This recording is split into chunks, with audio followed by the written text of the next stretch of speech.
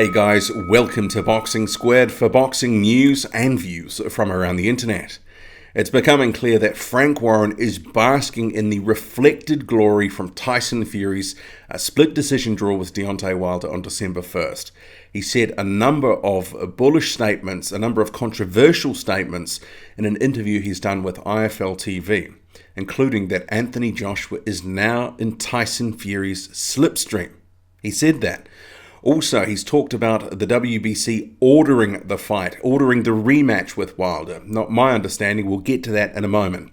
And he's talked about other things related to a potential Fury and Joshua fight, saying there's been no approaches and 50-50, well, that makes the fight. And it probably makes the fight for Wilder with Joshua as well. But yeah, this April the 13th date, this is something that's going to get up people's noses. But you can understand why he might be saying it, and he probably is trolling here. But I'll start with the WBC stuff. As we know, the WBC issued a statement on its website the other day. What it said was it would approve the fight between Wilder and Fury. It would give its sanctioning. Nowhere in that did it say it was ordering the rematch. My take of that statement, and it's in line with the widely regarded view of that statement, is that the WBC has removed any obstacles to a rematch. So if they want to have the rematch immediately as the next fight, they can do so. They can make that fight, and it's all good with the WBC, who will give it the sanctioning. And in a ruling, they will take care of the mandatory status of Dominic Breazeale. So Dominic Breazeale's been waiting for a shot at the belt, hasn't had it yet, but the WBC will kick that out for whatever. We don't know what they're going to do with that, but the ruling will take care of it. Potentially, they will set up some sort of interim fight for Breazeale. But in terms of what Frank Warren is saying, his understanding, and he was very sort of forthright on this in the interview with IFL, he says the WBC has ordered the fight, that the sanctioning of a rematch means that the WBC has ordered it. And when he was asked, well, what if Wilder goes off and fights someone else, fights Anthony Joshua? Warren said that he thought Wilder would be in some trouble, or words to that effect. And I actually don't think Frank Warren is right here. I think he is incorrect.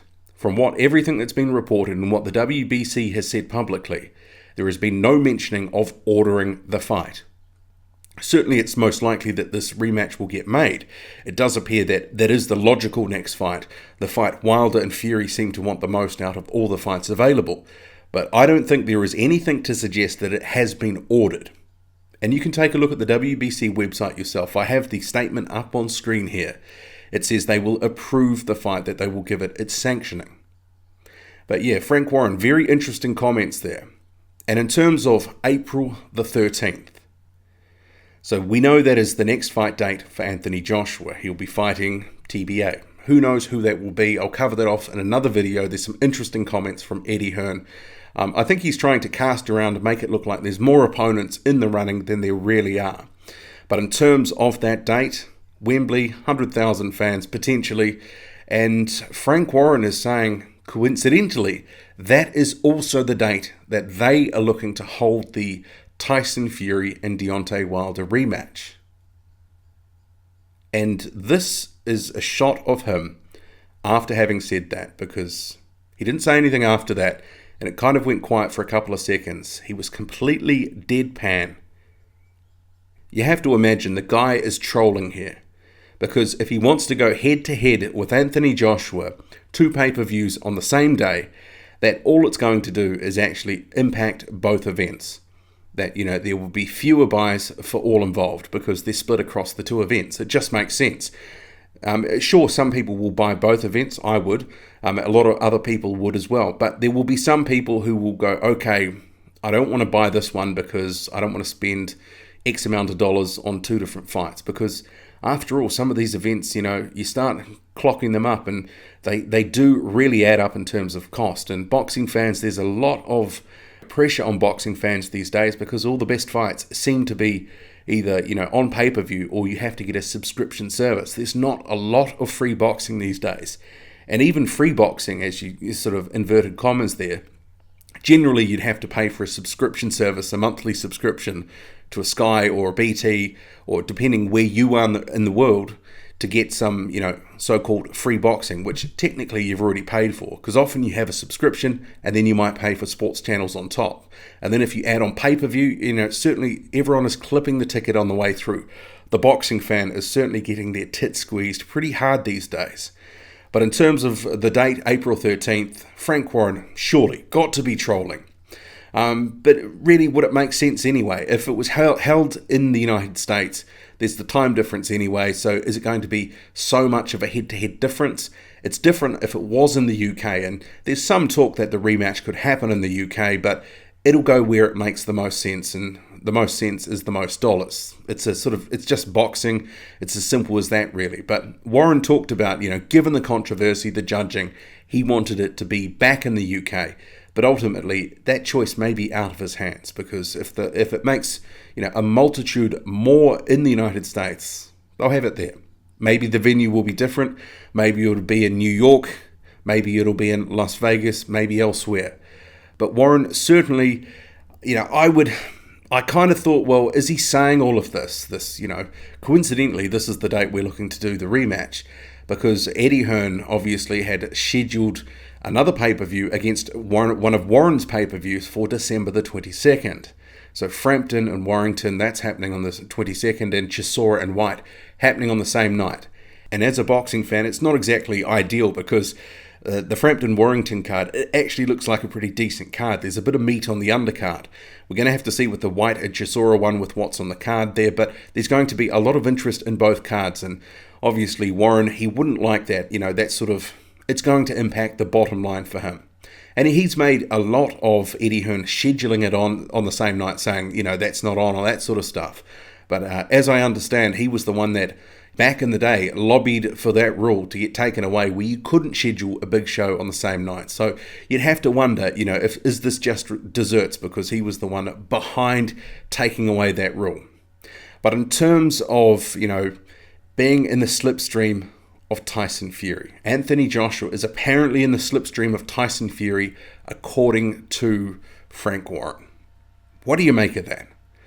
I mean, you could maybe make a case for this 10 days, 2 weeks, that certainly there's been a lot of attention on Tyson Fury. Certainly his star power has grown measurably in the past few weeks, few months, and obviously the result, he's returned home to the United Kingdom, a bit of a hero. And a lot of people, really have Tyson Fury high on their mind at the moment, and they're thinking well of him. Obviously, his positive attitude about the result and how he's dealing with it, that's obviously helping too. But is he a bigger A-side to Anthony Joshua now? There's going to be hot debate on the comments about this one. I would say no, just because, we've got this one fight, one event. There's some controversy. It's very fresh. It's a big claim for Frank Warren to make, but Anthony Joshua's got a body of work a couple of years long now, and he's picked up 3 belts in the process. And sure, people will say, well, they were originally Tyson Fury's belts, but Tyson Fury either gave them up or he was stripped of the IBF because he wouldn't take that IBF mandatory back in the start of 2016. Sure, you can have the debate about who is facing the better opposition right now in terms of Wilder and Fury just fought, and we've just seen Joshua take on Povetkin. But in terms of overall, who is the bigger A-side? Well, commercially, easily Joshua. And in terms of fan popularity, in the United Kingdom at least, I would still believe, from an outsider looking in, that Joshua still has a bigger fan base.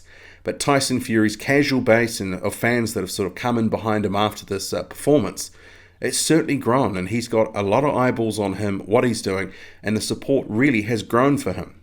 And it's grown for Deontay Wilder in general in the past few months as well. So they're not quite as far away from Anthony Joshua as they once were. But for Frank Warren to say Joshua is in Tyson Fury's slipstream, it's probably a bit more trolling from him. Maybe he actually believes that. But he is saying, as a result of everything that's gone on, and that Fury and Wilder, and he included Wilder in these statements, that they deserve 50-50 in any Anthony Joshua fight. That what they've done, because they are, fighting men and such, they deserve it, that 50-50, anything less is an insult. And he actually said that there's been no approach from Eddie Hearn regarding setting up a Tyson Fury and Anthony Joshua fight for April.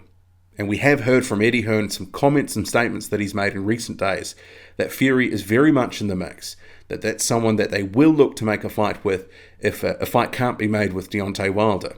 But according to Warren, he's saying they don't want it. They haven't been in touch, they don't want it, and actually we know what's going to happen. Dillian Whyte and Anthony Joshua will be fighting on April the 13th. And maybe Fury and Wilder as well.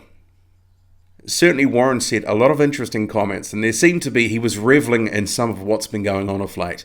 Obviously looking to get one up on Eddie Hearn at any opportunity, and that's just sort of par for the course these days. But what do you make of those comments? He's saying that April the 13th, they may be looking at that date for the Wilder-Fury rematch. Is that wise? Does everyone sort of, lose out a little bit if they do make the fight on that date, competing with each other on the same day? And Warren's comment saying that the fight has been ordered. Not my understanding. What do you make of that? And also Anthony Joshua and Tyson Fury Slipstream. Do you believe that? Drop a comment. Loud and often. Hit like, hit subscribe, follow me on Twitter. Boxing_squared. I'm out.